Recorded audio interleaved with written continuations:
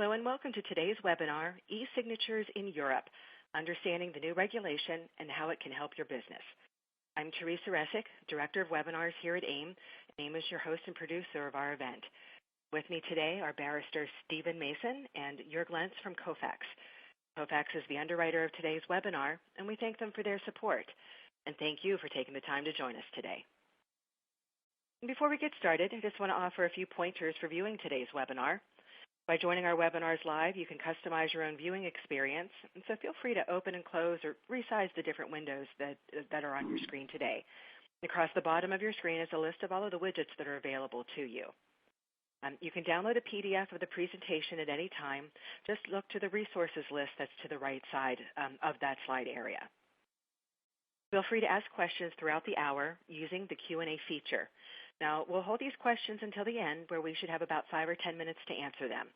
And we'll do our best to get to as many of those questions as we can in that time that we have allotted at the end of the webinar hour.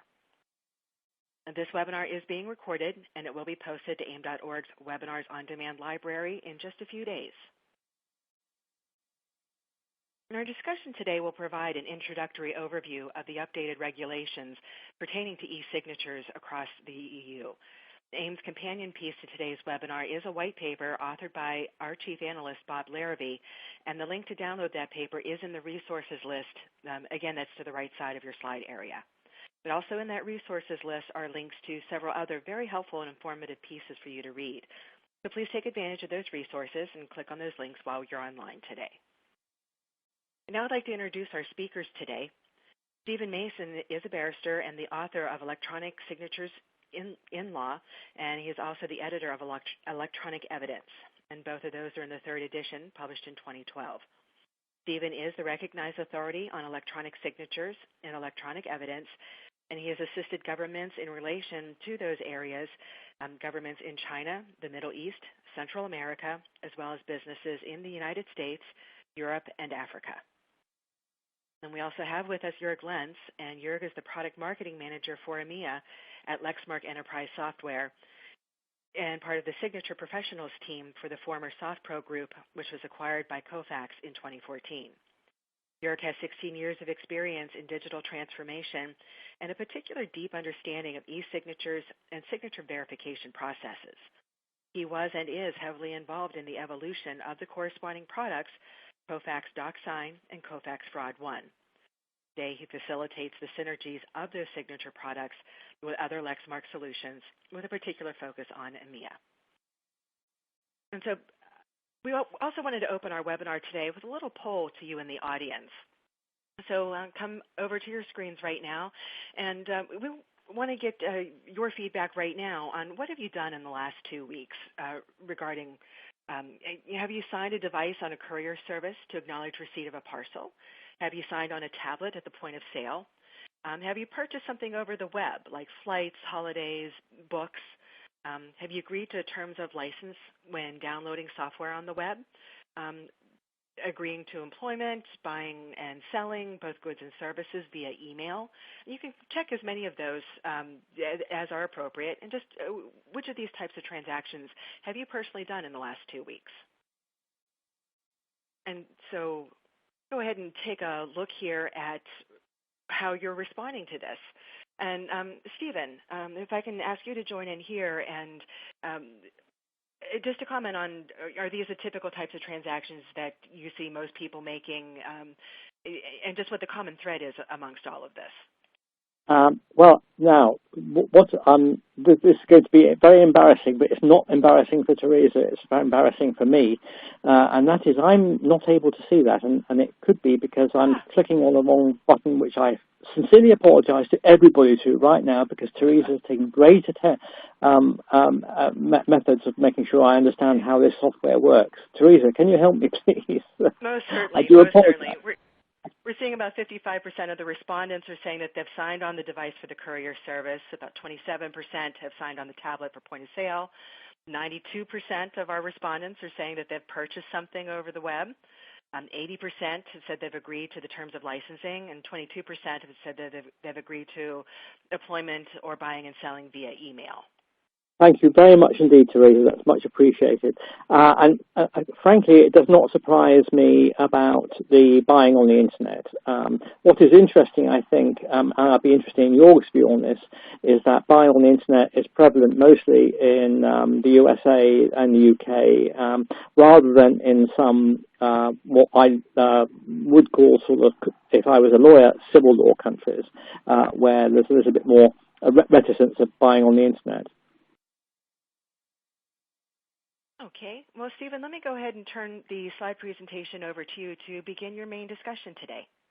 Thank you. Thank you very much, Teresa. And I thank AIIM and Kofax for asking me to speak today. It's much appreciated. Now, for everybody attending, I'm not going to be looking directly in any detail at the regulation that the European Union has passed and will take effect as from the 6th of July. What I'm going to look at are some more basic issues about evidence and proof, and this will hopefully then, for those people attending this webinar, will put into context what Jörg will be speaking on after I finished. So let me take you on a bit of a ride. We've already established that we use electronic signatures every day. From a personal point of view, vast majority of us, as the questionnaire has demonstrated, is we buy flights and holidays and shop over the internet. We also use credit cards and debit cards at ATMs and point of sale. Now, typing your number into a credit or debit card is one version of electronic signature, as is putting a squiggle or a cross into a handheld device when accepting a parcel. It'll be interesting to know how many people attempt to write their signature, but certainly under English law and also American law, even if you only put a cross in that box, that suffices as a signature. Then we have the organization itself, and a lot of people here obviously are on behalf of their organizations to assess the use of electronic signatures generally. And certainly I notice in the United States of America from the case law that quite a lot of companies do enter into contracts with employees either over the internet or sometimes by exchange of emails. Certainly, obviously, one might sign off projects internally. It could be by a system or by exchange of emails. Also, approving invoices, approving expenses. In fact, there's one interesting case in England and Wales from 1997, which dealt with the approving of expenses by exchange of email. And this occurred in 1997, and the chairman of the Industrial Tribunal, as they were then called, decided that the signatures on the bottom of an email actually changed the contract terms of the written contract, which was a correct decision. Certainly in a lot of the talks I give across the world and when I discuss electronic signatures across the world with lots of people, there's a great deal of confusion about electronic signatures, not only coming from people who are not lawyers, but most lawyers are very confused about electronic signatures. And please forgive me for those lawyers that are listening in that are not confused. You are in the minority. The problem is most of us really don't know what an electronic signature is. But as I'm pointing out here, they are easy. But why is this important? Well, certainly in the concept of the business, deciding which form of electronic signature you use means that you've got to think about a certain number of issues that arise. And you've got to balance the evidential weight against the operational requirements. You've got to obviously decide what is the best for the actual business process itself. So one should not worry about the technology or what sort of electronic signature you use until you understand the actual business process first. And another aspect, of course, is how the customer is going to react, because different customers will react in different ways in different countries, certainly to my understanding, having conducted a number of cross-jurisdictional studies for various organizations. So why do we use a signature? It's an interesting point because normally, well before the internet, we didn't think in terms of electronic signatures. We knew or we do know what a signature looked like. It's a manuscript signature. We literally sign usually on a piece of paper, and we reproduce our signature quite easily. However, in the electronic environment, suddenly you've got to prove somebody intended to enter the contract, or prove that somebody made a promise. And there's a good reason for using a signature. There are a whole range of reasons, but the primary purpose is to prove that the signatory not only approves but also adopts the content of the document, and also that the content will be binding.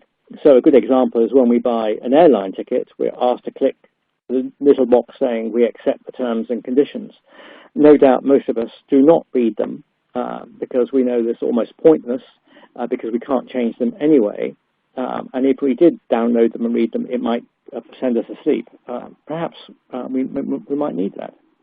There's also a secondary purpose though, and that is to authenticate the identity of the person. It doesn't follow that you actually do succeed in that, because if you don't carry out the proper substantive research into whether the person signing is the person who they say they are, but it is possible.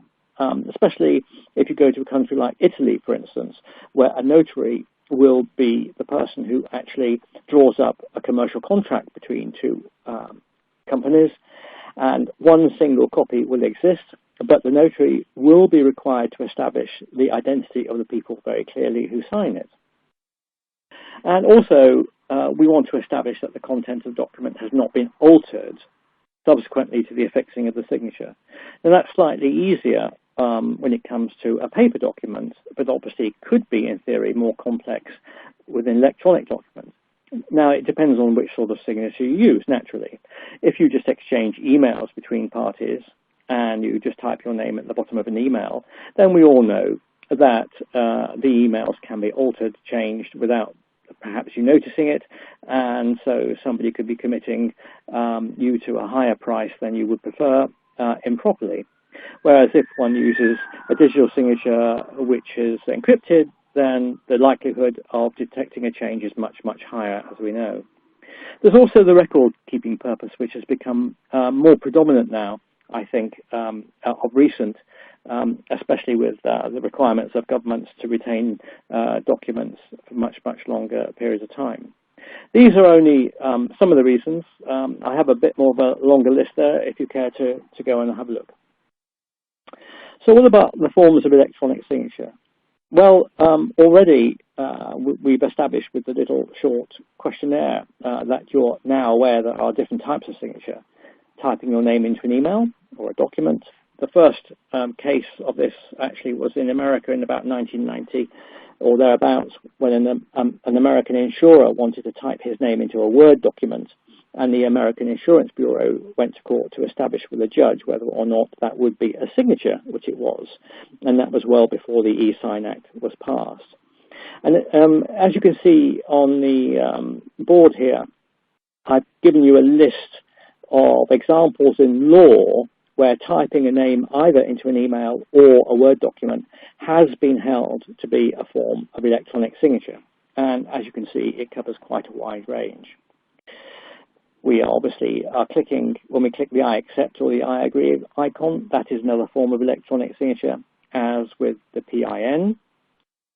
The scan signature is a great one. I do love receiving people's emails where they've attached a PDF of a scan signature, because then in theory it allows me to use that signature for any other purpose I choose to use, notwithstanding the fact that I wouldn't do it.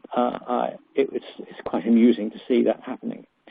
A biometric measurement is where you might, there are a number of products on the market now, as we know, where you have a pen which is connected to a computer and a pad which is in turn attached to a computer, and you sign your name and your signature comes up on the screen. I think Jorg is going to discuss that in slightly more detail, but that is another mechanism. Obviously, we can use a digital signature, and under the regulations and the European Union directive, there are 3 different types, which I'm not going to go into. That's far too complex. And also an electronic sound. In theory, an electronic sound can be used, and in fact there is one case in the United States of America where an electronic sound where somebody said yes in answer to a question over the telephone as to whether or not they accepted entering into a contract was considered to be an electronic signature by a judge. And last but not least, the name in an email address. There have been a number of cases across the globe where people have exchanged emails for various purposes, usually entering contracts. And one party then challenges something, and invariably one sometimes forgets to sign an email, and a question for the judge is whether, when you've got a series of emails that have been exchanged between the parties, whether the email address can constitute a signature. And that has been held the case in a number of jurisdictions across the globe. So then we come on to evidence, because I think evidence is fundamentally important, because you can rely on the signature, but you've got to obviously prove the issue of, first of all, if somebody did click on it, if they did they intend to? So we obviously all use electronic documents to conduct business every day now. It's just regular. But there is a perception that contracts do not appear to be as valid or cannot be relied upon as if they're in electronic format. This is incorrect. They can be and are relied on across the globe now in every jurisdiction. But nevertheless, there is this perception. The point is we enter contracts every day and we use electronic signatures every day. What usually matters, though, of course, if something goes wrong, is whether or not we can prove we entered into a contract to enforce our rights.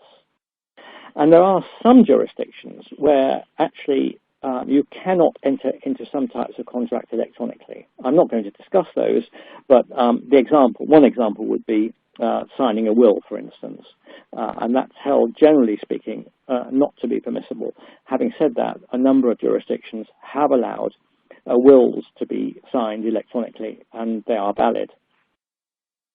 So what sort of practical issues have we got? Well, first of all, in some jurisdictions, the actual format that an electronic signature takes is not relevant. Two examples, or a number of examples, are Australia, New Zealand, the UK, the United States of America, Canada, and so on and so forth. However, there are some jurisdictions where the format of the signature is crucially important. I'm not going into that, but one must be aware of that when you're dealing with cross-jurisdictional issues. So, where you rely on the electronic signature and the other person denies using it, the burden of proof remains as for manuscript signatures, and that is the party relying on the signature must prove the signature is not a forgery. Nothing has changed from the paper world. And of course, the problem that affects every form of electronic signature is you as a recipient do not necessarily know whether the signature was affixed to the email or document or the PIN was used by the person whose signature it purports to be. These are significant problems, or can be. I think most of them are problems in theory rather than practice. So what about the relying party? If you rely on a signature, you are the relying party. So you've got to ask yourself, as a relying party, if you have sufficient evidence in place to rely on the signature. And of course, if a dispute occurs, you've got to think about how to prove the nexus between the application of the signature, whatever the form it takes, and the person whose signature it purports to be. So if we take digital signatures as an example, there are a number of Russian cases where companies use electronic banking, and they have to use digital signatures if they're doing electronic banking by law and also by requirements of the bank. And about 7 companies have taken legal action in Russia over the last 10 years to recover monies because a thief has either obtained the private key and the password and then transferred enormous amounts of money into the thief's account. And the highest amount that was stolen was 82 million rubles, which is a considerable amount of money. So even digital signatures are prone to being attacked in this way. And the point is, no form of electronic signature proves the user caused the signature to be affixed. So let's look at the European legislation very quickly. There it is. The directive from 1999 is officially appealed as from the 1st of July this year, and the regulation takes over. For those of you who are not familiar with this, a regulation is directly applicable in every member state of the European Union, which means that now the law is exactly the same, is identical in every European Union member state. For those who are familiar with the European Union, if you issue a directive, then each member state has to enact its own legislation to put the directive into effect, which has meant there has been some confusion across European Union member states and has caused some anxiety for some big multinationals, quite understandably. I'm not going to deal with this in depth because Jörg is going to look at it slightly more, but I would say with my next slide, we have three clauses here, 10, 11 and 12, which set out the three different types of electronic signature. Now the interesting thing, just to go back slightly to the point that I made earlier, where it depends on the jurisdiction as to what sort of signature is valid. In the US, the UK, Australia, New Zealand, Canada, the form of signature is irrelevant. What is relevant for a judge is whether or not something was signed. And if there's an evidence to demonstrate a document was signed, then that's sufficient. However, in other jurisdictions, the actual type of electronic signature used can be very important. And so when dealing with cross-jurisdictional contracts, one has to bear this in mind. So how do we trust the signature? Well, when we rely on documents, whatever sort of document it is, we need to be satisfied that everything is in order. So, for instance, if you enter a contract, you'll need to ensure you're satisfied with a number of things. Obviously, whether if it's a natural person, whether they are who they say they are, or whether the legal entity is who they say they are. And one must double check that because there has been a considerable amount of fraud on that basis, mostly in the USA at the moment, but I'm sure that fraud will come to Europe pretty quickly. Also, and I'm sure some of the people listening and taking part in this webinar will know that sometimes the person signing the contract may not be who they say they are. Again, it's something that one needs to establish before one enters into a contract which is legally binding.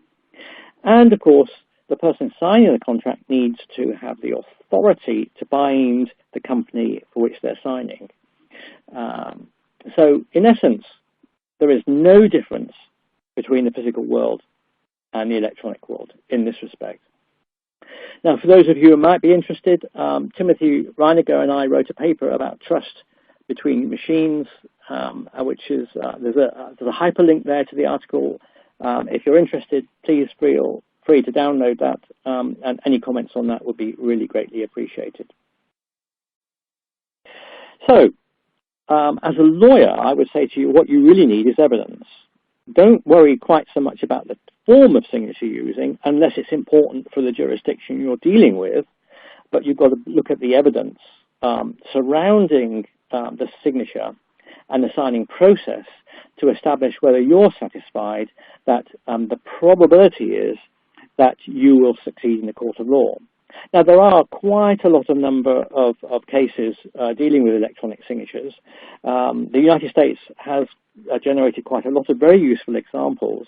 And if one just looks at the employment aspects of electronic signatures, often what hinges is not whether somebody signed a document or not, but whether the evidence is there to prove that they entered into the contract. And also, if one looks at contract disputes, it's rarely whether or not the contract was entered and whether both parties signed with electronic signatures, which is at issue. It's normally whether or not somebody actually, when entering the contract, actually carried out their side of the bargain effectively. So electronic signatures actually are quite a low priority for contract disputes. So from the perspective of proof, we've got to think of a number of issues. And I've got a list here. These are not a complete list, but these are some of the things that one has to think about. And no doubt, for those lawyers that are listening, you will be familiar with this and can easily add to this list I'm going to give you now. So we have to go back on the earlier point. We've got to verify that the signatory is who they say they are. In other words, confirm that a person with a particular set of identity characteristics exists. So Joe from Cincinnati claims that he is the CEO of ABC Incorporated, and he wants to enter into a contract with Jane of BCD Limited in Bolton in Lancashire in England. Both might have actually exchanged a lot of emails and found each other on the internet, never have met with each other. So each have got to be satisfied by the evidence that they can be made available both online and physically as to whether or not the other exists.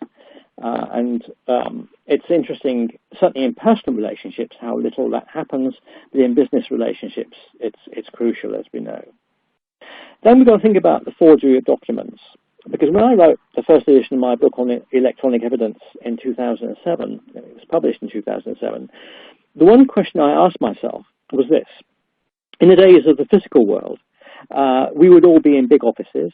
There would be massive numbers of filing cabinets, and paper would be stuffed into filing cabinets in order. So in order for us to when a dispute comes along, to doctor the documents, would have been very difficult. We couldn't have taken them, we couldn't have stolen them, we couldn't have really altered them without being noticed by somebody in the office. But now, literally every employee has got a chunk of the company on their personal computer or their smartphone, and it is quite easy to forge or alter documents. And I predicted in 2007 that the number of cases, which were about 3 or 4 in England, in 300 years, would increase enormously, and that has happened. Courts now across the globe are seeing a regular occurrence of forged documents or altered documents in legal proceedings. So one must have to be aware of those sorts of things. And naturally, the system that you use to capture the signature has to be sufficiently robust to link the signature to the document. And that's where, certainly in a lot of the US cases, it's very rarely challenged, because most of the US cases, for instance, have demonstrated that the employment contract has been signed, and so that becomes a non-issue. One of the issues that may arise is whether or not the employee was aware of an arbitration clause, and if not, then maybe the actual contract will not be valid. But that's a separate issue to the signature process. Having said that, there are a number of cases where the employers have failed to put in a proper mechanism to ensure they can capture, record, and lay down clear evidence of the signature process. And so this is an issue that one must take care of. So let's finish off with what we ought to do, and that is next steps. I just jumped to the page there. Let me go back. Right, there we are. It came up very slowly.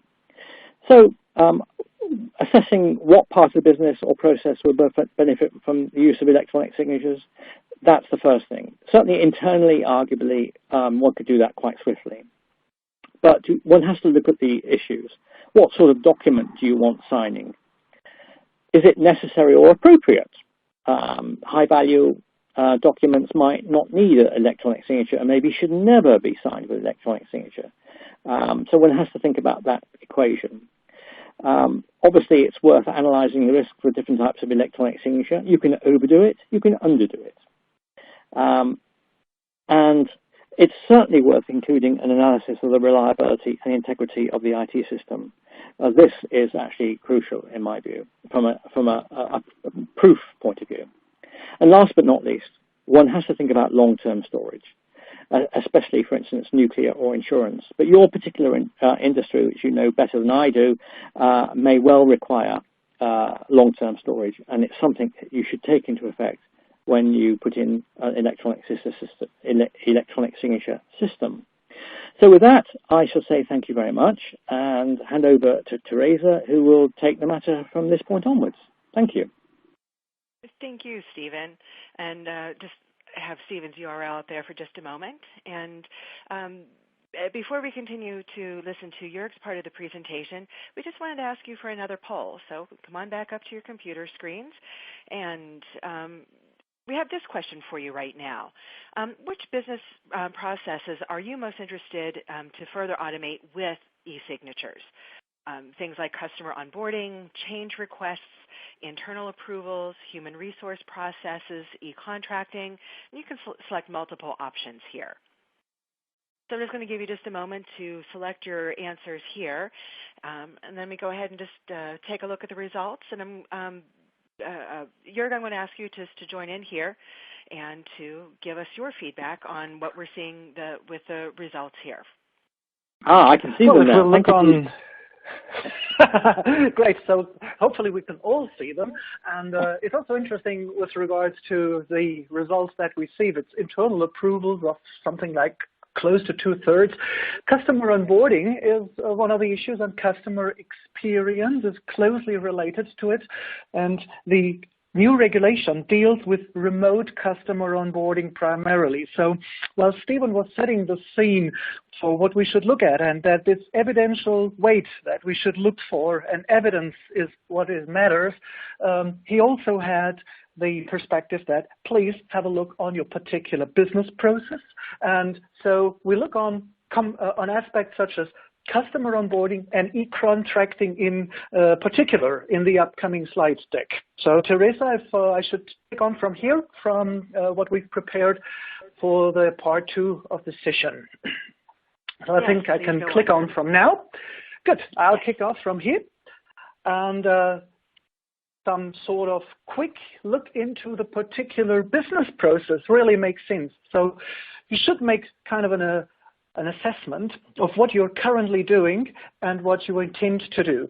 So with regards to getting away from paper processes, the invite for this webinar was that 45% of people are still keeping signatures on papers with wet ink, and they do need to understand in what kind of business process am I looking for an improvement?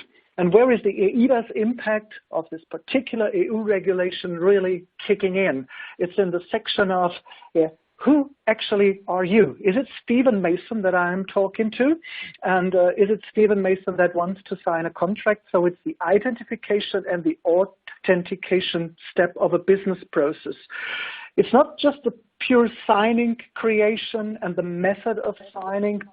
It's also that you exactly know who it is that is signing. And so within the customer onboarding process, if you are in a face-to-face process, this ID verification typically happens if you are just passing government-issued ID and do a visual verification. Some companies are providing services for that. And if you want to sign up a new customer remotely, this is exactly where eIDAS kicks in. And we'll have a closer look on that one in the next slides.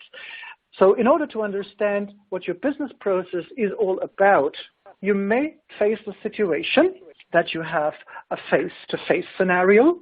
And it's not necessarily only in branch. It could be also in the field. Think about a telco company. We have within that webinar primarily people registering from banking, insurance, and telcos. And they obviously are looking for alternatives in the customer onboarding process. If you sign up for a phone contract, telcos have to apply a KYC, know your customer. And typically this is executed in a lot of countries that physical IDs are just photocopied in a shop or maybe even throughout the in-mobile scenario. Have you ever applied for a SIM card remotely? Well, eID via eIDAS is an opportunity for that. A banking scenario. Customer onboarding remotely is also something that is open via various ways now through these new regulations. So it's not just the signing process only, it's the identification process that matters as well.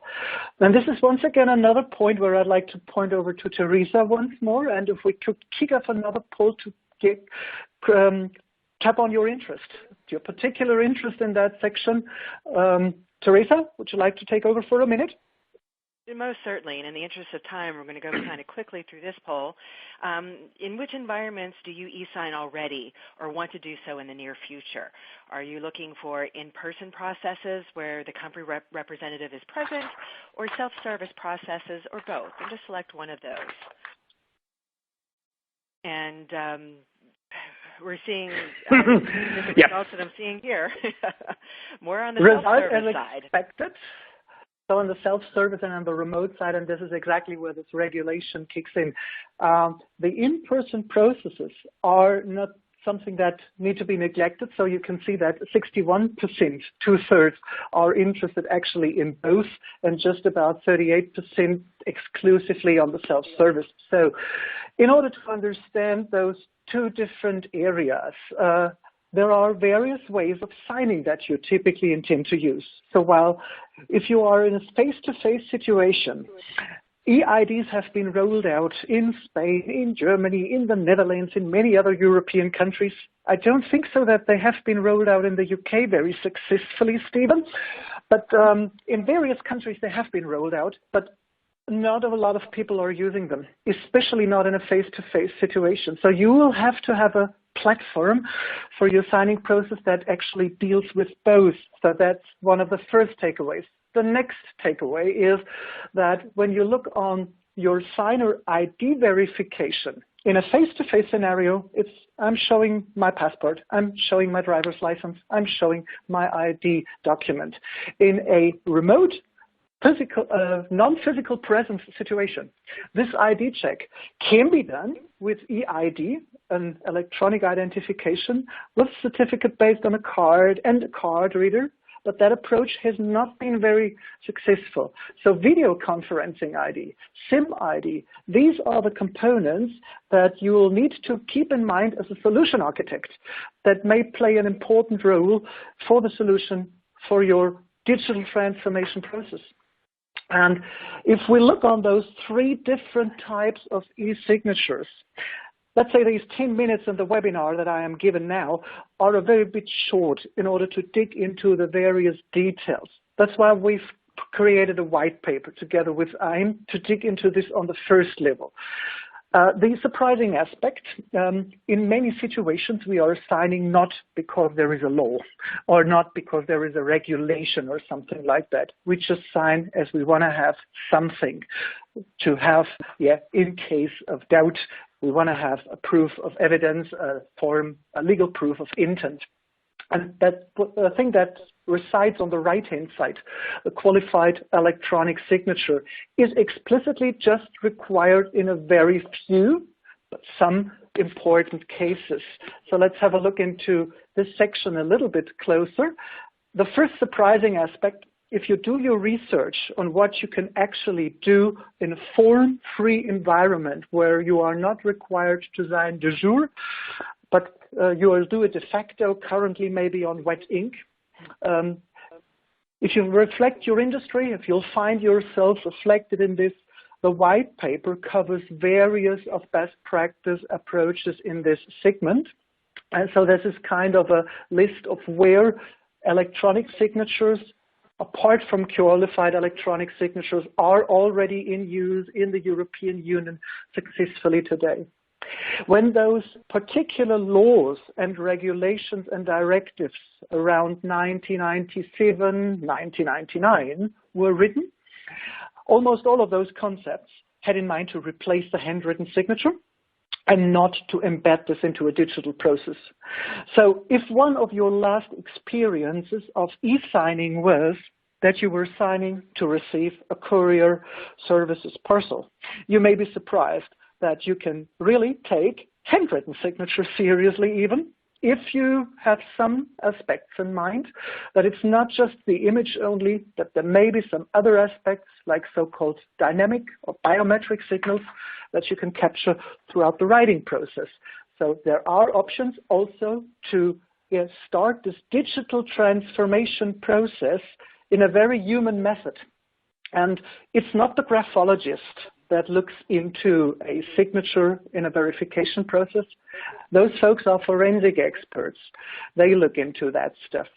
And if you are wondering, what is the requirement to take a handwritten signature serious that may be combined with digital signatures, something that is executed in many, many millions of transactions in the European community every month. We explain those details in the white paper. Then, for example, if you're signing with a finger, that may be okay. If you want to have additional evidential weight, you may consider using specific styluses, specific technologies that are around. So it's not only the signature pad connected to a PC that Stephen was mentioning. Today, as we are moving gradually in a more and more mobile world, we also have the opportunity to sign trustworthy using smartphones or tablets, and it depends on your business process, what you actually require. So if it's just, let's say, on a very low risk level, if there are other processes related to it, for example, if you take timestamps or GPS coordinates, it's evidence that matters. So you do not necessarily need to go for biometric signatures in all cases. If you want to digitize handwritten signatures and want to achieve that someone is signing with confidence, we started this conversation with Stephen where he just said, well, there are some situations when I personally would prefer to sign on paper, not because of any legal aspects, just personally. It makes me feel more confident.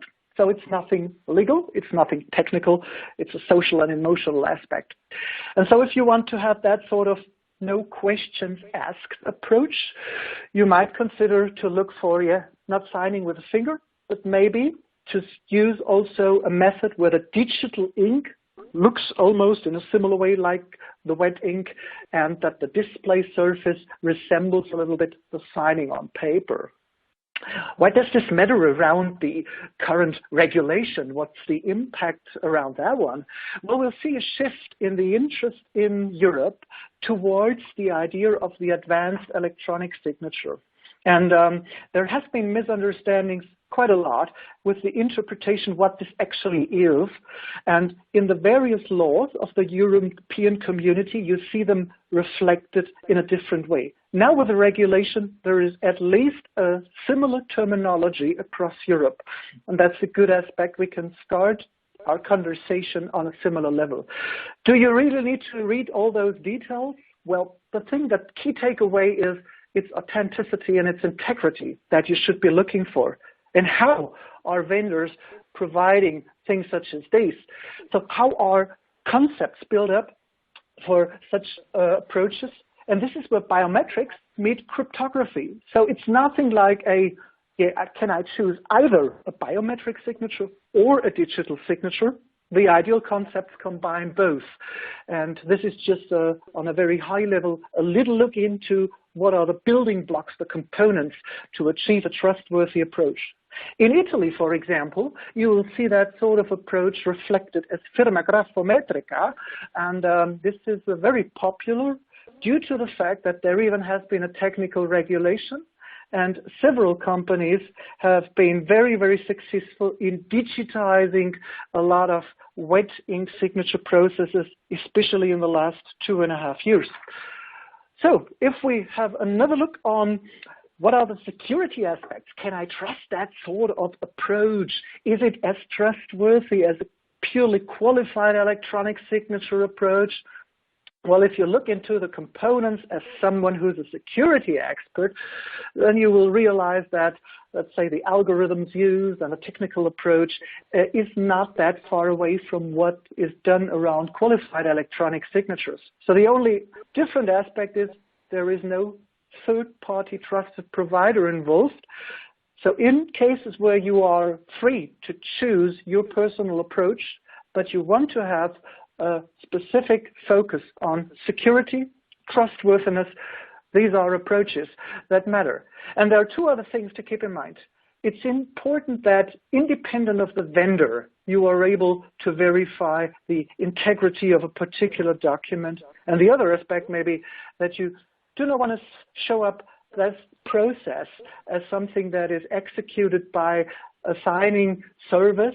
You want to have this as a service embedded in your own process. So here for solution architects, who is it typically that a customer is trusting in an onboarding process? A bank, an insurance company, a telco. It's the particular bank typically, and it's not where a third-party signing service should pop up and is involved in that stage. So it's typically an embedded process. We'll have a quick sneak view in the white paper. We're covering here various e-signature examples, and we'll pick two of those and have this within just 20 seconds only for all of these quick snapshots. There are insurance companies that have rolled out this one embedded in their processes. So very often you'll find that stuff as an embedded feature. You can receive those slides as PDF from AIIM or from myself later on, so you do not have to read through. You just ought to know in the white paper itself, in the slide, there is material where you can dig in. One of the most popular aspects now is if this is something that is executed in field and may even also include in-person signing, you will have to keep in mind that you require also something that works offline. The paper savings have been proved, the ROI, the customer satisfaction. So the proof points are there, and you can learn for your own project if you embark from that section. So we'll skip the Asian approach and dig into the next round with Teresa once more. So I'm handing over to Teresa. Thank you, Jörg. And we've been listening to Jörg Lenz, and before that we were listening to Stephen Mason. And I know Jörg took a very high-level approach of discussing those customer examples. But again, when you can download a copy of the slides just to read more detail of what he has in here, and certainly download a copy of the white paper. And let me just put that information up here on the screen for you. And for those of you who are on here live with us, just go to the right of your slide area, and you can download this white paper that Jörg was referencing, the e-signatures in Europe paper that has just been published this week by AIIM.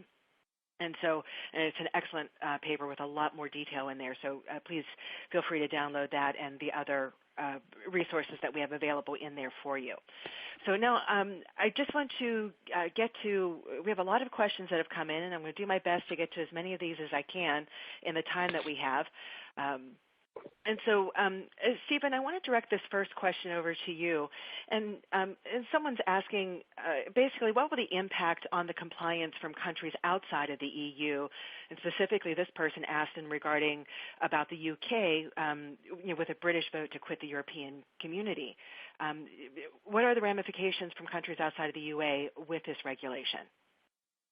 Well, if the British vote to leave the European Union, certainly from a perspective, if I just take it from the British perspective, depends on how Parliamentary Council is advised on this matter. But in my view, we will probably adopt a definition of electronic signature, which is now a very similar definition to electronic signature in the European Union into regulation, which has been revised. I am comforted to say in direct consequence of my advice in the discussion about the revision of the directive, and will be more in line with the USA, Australia, Canada, and New Zealand. And so there'll be less of a considered approach about the particular type of electronic signature.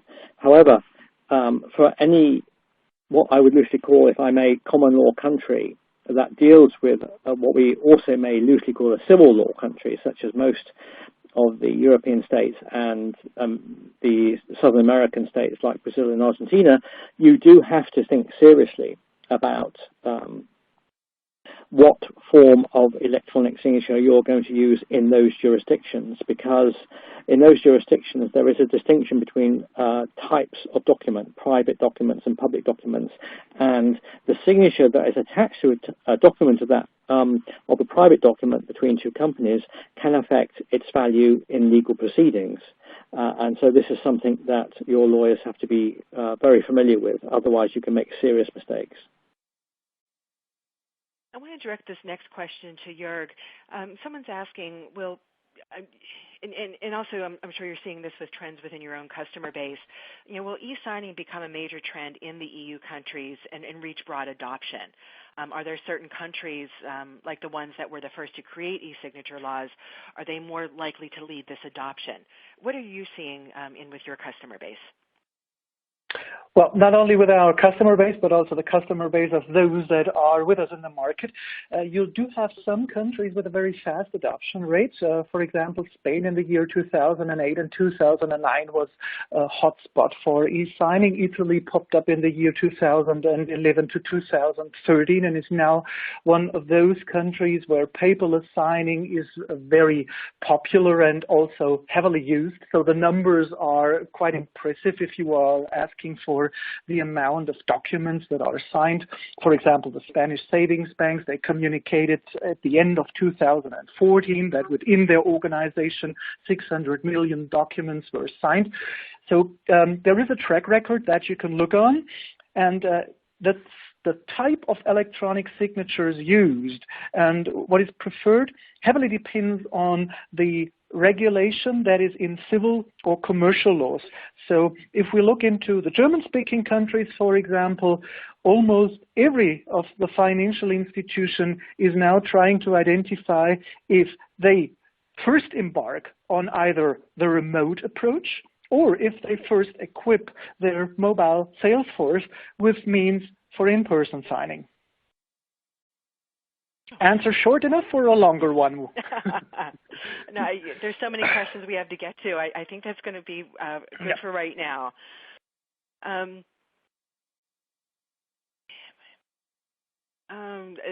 This next question here, Stephen, let me go ahead and direct this over to you. Yes. How will the new laws in the regulation governing electronic signatures differ from those in the repeal directive? What are the main concerns arising from adoption of this regulation in regard to electronic signatures? Yes, in short, I personally don't think there'll be any difference at all. The definition of advanced electronic signature has been altered slightly in the same way that the definition of electronic signature has been altered slightly.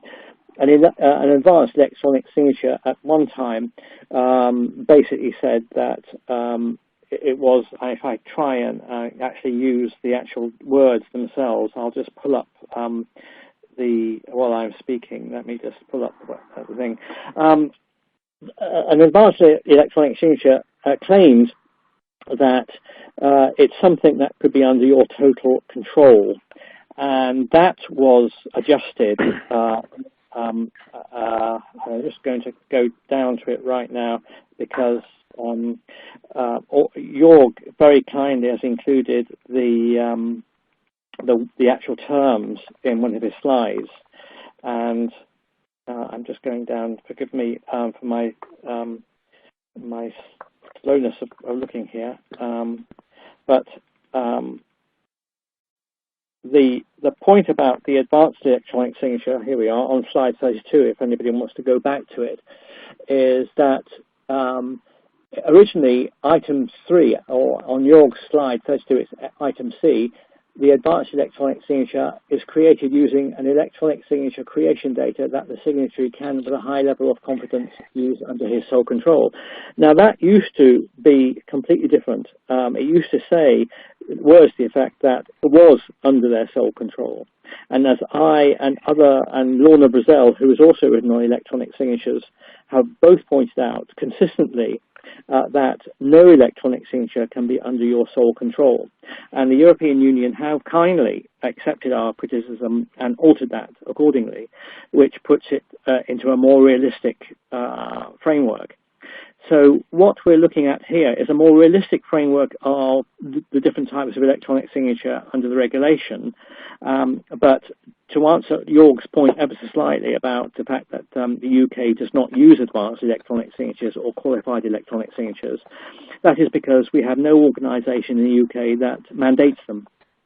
In many countries in Europe, such signatures, such as advanced electronic signatures and qualified electronic signatures, are mandated by government organisations, which means populations are required to have them whether they want it or not, whereas in the UK we do not do that. And so that's the significant difference between the UK and the Republic of Ireland, for instance, and the rest of Europe. And Stephen, a second part to that question, what are you seeing as the main concerns arising from the adoption of this new regulation?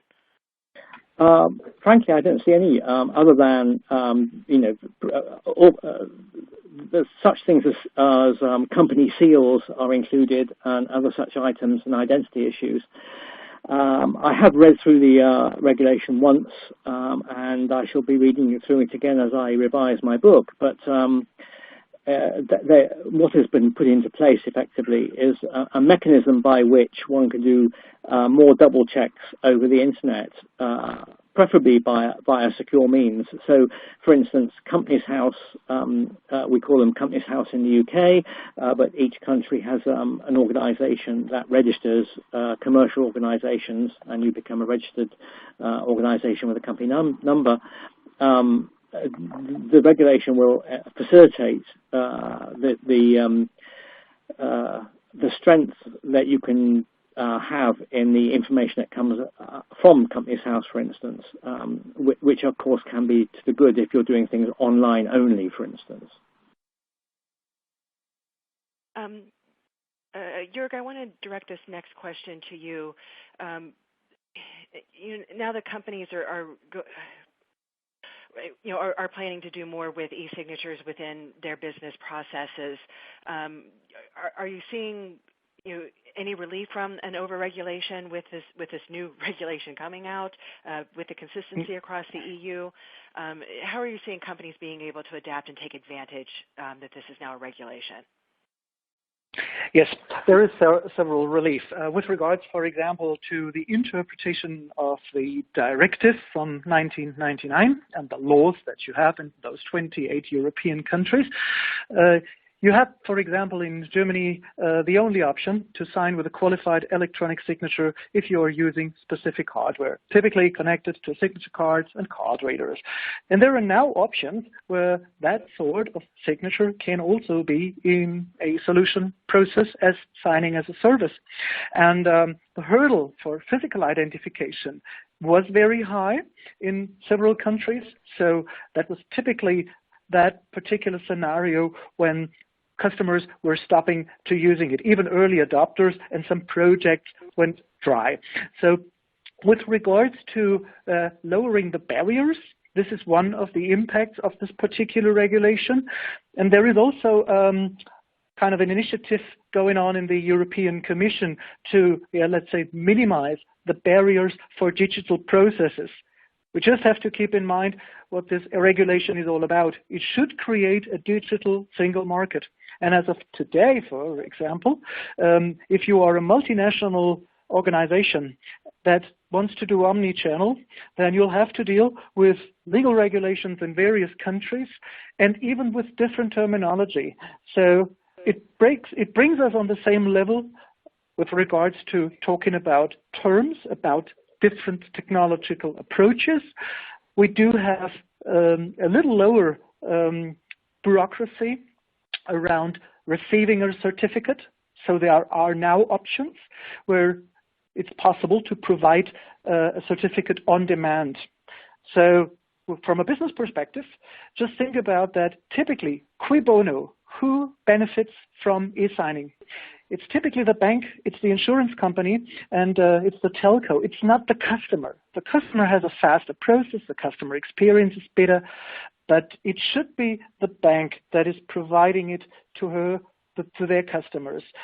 So with regards to making this more usable, or if you are a service provider, for example, out of Italy, and you want to do business in Austria as well, you want to do business in Croatia, etc., then you can rely on one trust service provider in one particular country. So the cross-border recognition, this is another, let's say, key term we haven't mentioned so far, but this is one of the key aspects why interest is currently so high and why we currently have so many people here on the line in this webinar from almost every European country. I do want to squeeze in one more question here because I know we're getting to the end of our webinar hour and we're still not through all of the questions. But Jörg, just briefly, someone's asking about ROI, and I realize it's not a matter of if companies employ more e-signatures into their processes, but when. When these companies do this, what type of ROI and how quickly are they seeing the returns on this? Well, if you just look on figures that have been published in the past, I'm now once again speaking about track record, and speaking about publicly available sources, whether it's analyst reports from Forrester or from Gartner, or whether it's own publications and presentations of those that are using e-signing today. So if you just look into, for example, Spain and Spanish savings banks, then they had something like an ROI in between 9 to 10 to 11 months for their particular approach. I would say that there is a sort of an average ROI for most of the e-signing projects in between 12 to 15 months. Sometimes it takes 18. But it depends on what type of e-signing you're looking at and what you are calculating in. So there are ROI calculators for that to identify what actually are the savings that you can achieve, depending on what processes you run today. So if you just look on a large financial institution in Central Europe, they typically calculate that in the customer onboarding process in a face-to-face scenario, it costs them something like 2 to 3 euro to execute just one signed paper-based document. But we may be able to share this in individual conversations. Talking about pricing and about figures is something that is not as easy to be squeezed in 2 or 3 lines. Certainly, certainly.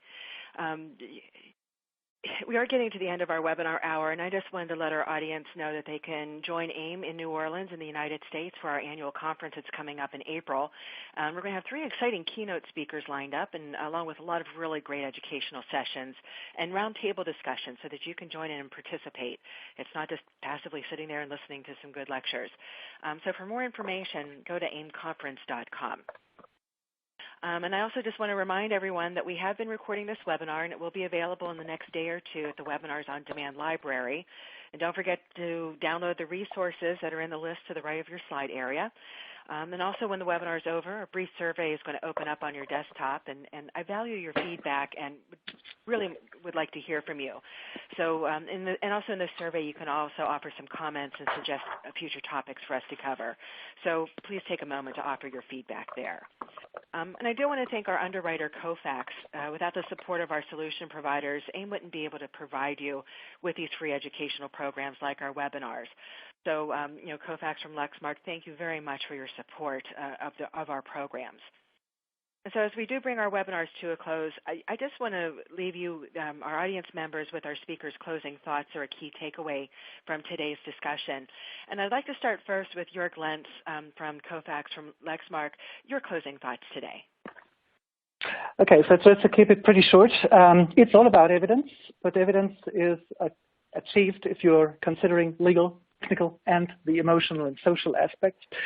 So with regards to the regulation, yes, it opened doors and is primarily a path into the remote signing world and eases some of the signing processes. So it makes sense if you have already made your various attempts to go for e-signing, and you may have had some success, but not really an overall success.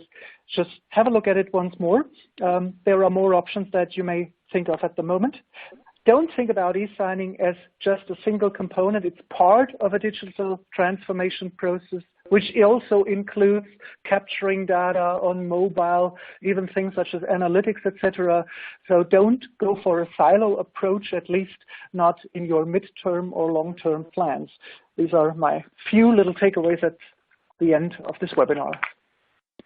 Thank you, Jörg. And Stephen Mason, your closing thoughts today.